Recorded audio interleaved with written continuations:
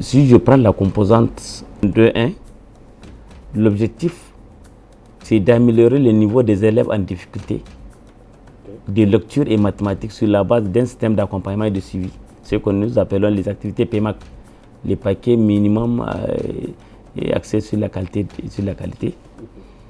Et un autre objectif de la sous-composante 1, il s'agit de mettre en place un système pour améliorer l'achèvement de l'école secondaire par les filles.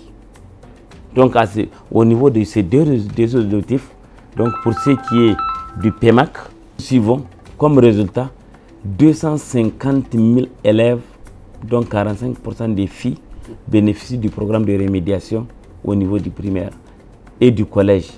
Et pour le deuxième objectif, il s'agit, au terme du projet, d'amener 3 000 filles à bénéficier d'un espace harmonieux d'apprentissage. Donc on a un certain nombre d'activités qui ont été retenues. Il s'agit d'élaborer des manuels pour l'appui, donc pour les activités PMAC, donc pour le paquet minimum d'appui à la qualité d'éducation à la lecture.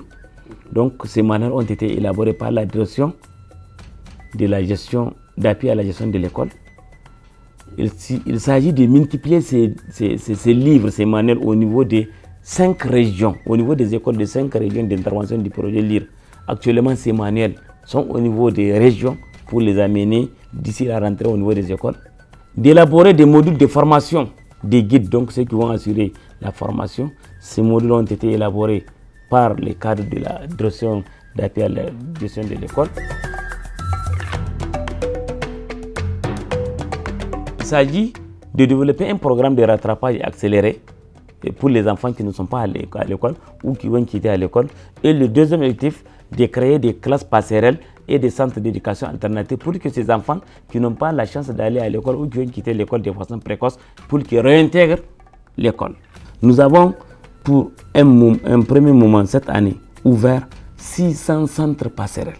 C'est des enfants de 9 à 12 ans qui vont quitter l'école entre la classe de CICP ou C1 ou bien qui n'ont jamais été à l'école. Donc on leur fait ce qu'on appelle la SSAP, la stratégie de scolarisation accélérée passerelle d'une seule année.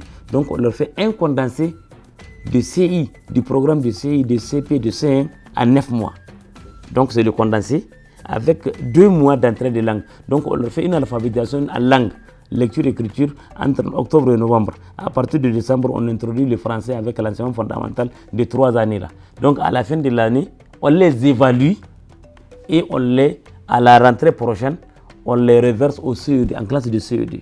Actuellement, avec le projet LIRE, on a pu atteindre cet indicateur parce qu'à date, nous avons cette année ouvert 600 centres et puis enrôlé 21 312 enfants âgés de 9 à 12 ans, dont 10 674 filles qui ont été recrutées, enrôlées dans les 600 centres passerelles financés par le projet LIRE. L'autre objectif de la sous-composante, c'est de mettre en place un autre programme d'accélération, de rattrapage accéléré. C'est ce qu'on appelle le DH, le dispositif d'éducation alternative harmonisé. Donc ce DH va essayer, en dehors des enfants qui devraient être au primaire, en dehors de l'école, qu'on va reverser au primaire pour continuer la scolarité. Donc les enfants qui ont quitté le secondaire, de la 6e en 3e, donc on va faire un curriculum pour eux, pour leur permettre de retourner à l'école. Et on passe à la sous-composante 2.3, la subvention pour les résultats en lecture et mathématiques pour les écoles Makaranta. J'ai dit, le projet compte appuyer 100 Makaranta pour une première phase.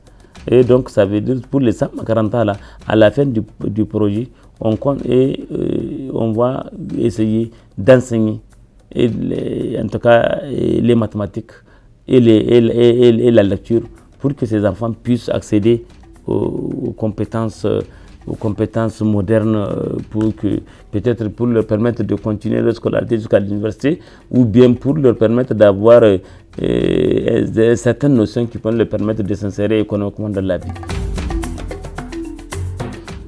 À date, un certain nombre d'activités ont été menées à travers cette direction. Donc, il a été inscrit donc la sélection des 100 Makaranta, ce qui a été fait. 100 Makaranta, ils ont postulé au niveau national, au niveau des 5 régions. Et il y a eu des activités d'information et de mobilisation sociale au niveau des communautés pour savoir, pour leur expliquer les bien fondés de cet appui au niveau des Makaranta. Il y a eu la mise en place du comité de gestion des Makaranta, ce qu'on appelle les COGEM, parce que c'est à l'image des COGES du primaire, du secondaire. Maintenant, il y a eu l'élaboration d'un curriculum et l'élaboration des guides et manuels avec lesquels les enseignants vont enseigner une fois ces Makaranta fonctionnels.